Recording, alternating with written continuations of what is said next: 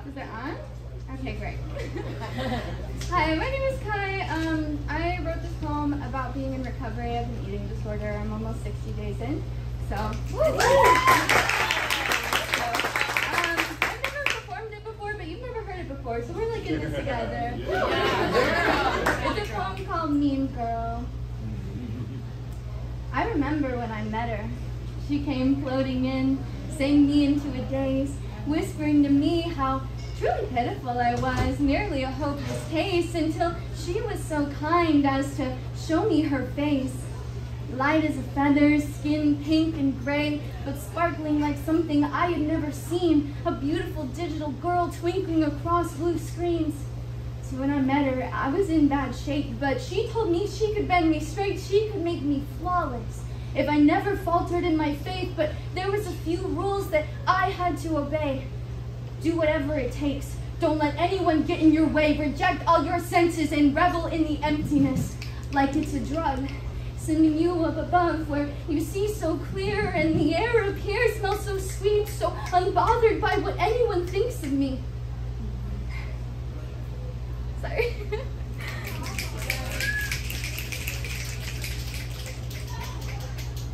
She would hold me when I felt the burden of harsh winter rattling my bones, and she praised me when I did as I was told, and I was ready to release all control to complete ecstasy, entrancing me in her glow.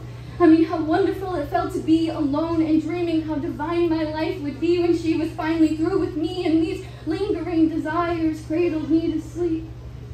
But some days go by and she's no longer satisfied. She says, I think you could go a little further.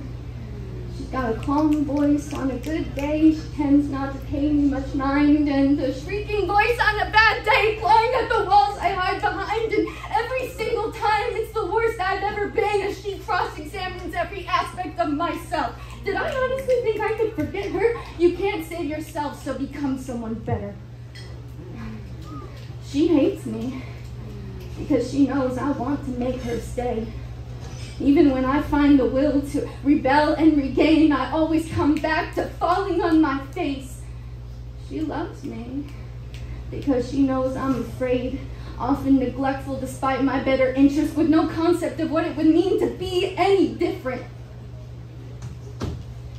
She became embossed into me, whoever I was, slowly losing clarity. It's taken a decade away from me, all for the sake of feeling empty.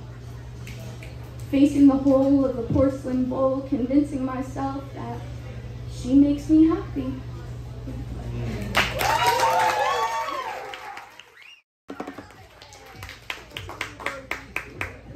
Hi. This is a poem I wrote about getting stood up at a support group. Yeah, it was rough. It's called All Dressed Up for Nothing. I could hear the birds softly singing and feel the strip of warmth across my thigh, fading colder as the sun passes through the sky. And I'm sinking deeply into the room, anchored only to this ringing in my ears. I mean, at least I always have this ringing in my ears. And I'm spinning in circles now, cutting deep grooves, but still my gaze never seems to move. Like a ballerina, a perfect balancing act. Paycheck to paycheck, you can't get any slack. Always one slip away from total poverty, and you wonder why I'm so in awe of all that money offers me. I'm sick to my stomach now, like I feel dinner coming up and the hammer falling down. I'm not ready to admit I have problems. I know we all have demons draping us in diamonds and marching us through casinos, but I got dealt a bad hand. Something my parents hope resolves itself with wedding bands, like I am a project still pending approval so long as I had kept my father's name. I ran into the world because I thought I understood control. I mean, me, with all of my limitations so very firmly established and my infatuations rampant and free. A red light lust fiend.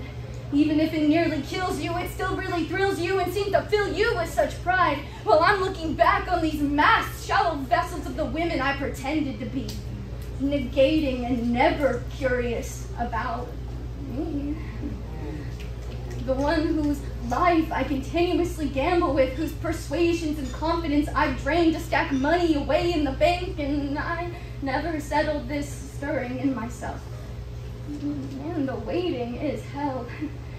I don't think anyone is coming. Well, it's another night I got all dressed up for nothing.